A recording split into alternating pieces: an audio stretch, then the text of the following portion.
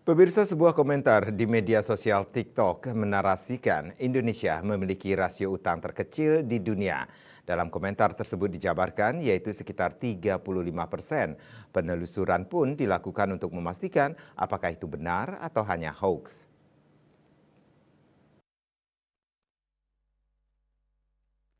Berikut narasi dalam unggahan tersebut. Sekarang Indonesia memiliki hutang terkecil di dunia hanya 35%. Namun, benarkah Indonesia negara dengan rasio hutang terkecil di dunia? Unggahan hoax yang menarasikan Indonesia merupakan negara dengan rasio utang terkecil di dunia.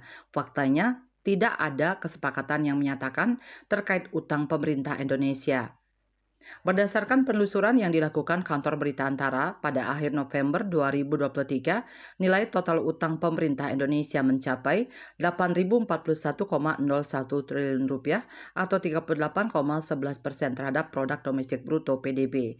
Hal ini tercatat dalam laporan Kementerian Keuangan bertajuk APBN Kita edisi Desember 2023. Menurut laporan tersebut, pada akhir November 2023, mayoritas utang pemerintah berupa surat berharga negara (SBN) dengan nilai 7.124,98 triliun rupiah atau 88,61% dari total utang.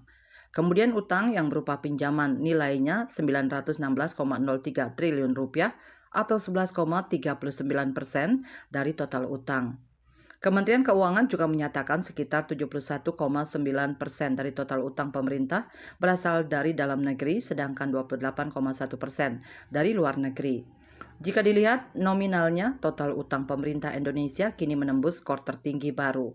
Namun jika dilihat dari rasionya terhadap PDB, posisi utang pemerintah justru turun dibanding 2021-2022. Dalam Undang-Undang Nomor 17 Tahun 2003 tentang Keuangan Negara, pemerintah menetapkan batas rasio utang terhadap PDB maksimal 60%. Kantor Berita Antara melaporkan.